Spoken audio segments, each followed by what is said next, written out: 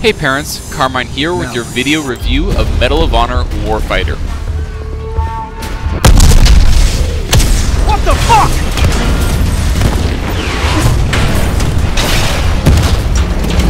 Get down! For about a decade, the Medal of Honor series focused on combat in World War II.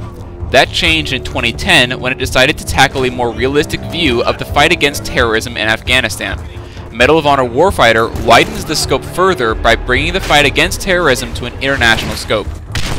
After a routine mission goes horribly awry, a small group of American Special Forces are sent on a worldwide search to find and neutralize a highly volatile explosive and to shut down the terrorist leaders involved in its distribution.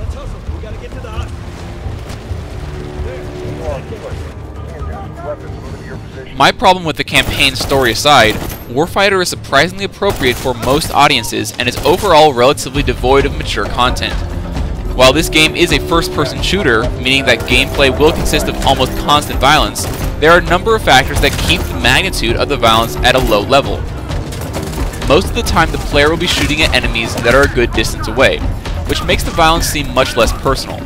Blood is minimal, even on the more detailed PC version, and there is no gore of any kind even during explosions. There are a few exceptions that the player will encounter. If the player gets a headshot, the sound of the shot can be slightly graphic. The player also has the ability to take down opponents up close by using a tomahawk. Some of the takedowns with this weapon would be violent, except that there is no blood and gore, so slashing an enemy in the stomach with the tomahawk loses all realism when the enemy seems completely uninjured. Additionally, there are very few times when the player will actually be close enough to an enemy to pull off the maneuver, so most players will hardly ever see it.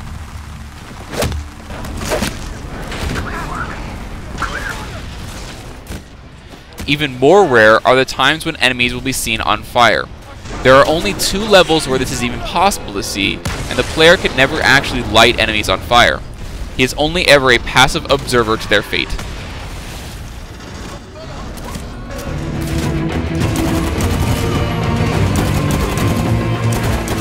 The impersonal level of violence and almost complete lack of any other mature content prompted us to give this game a recommended age of 14 years old.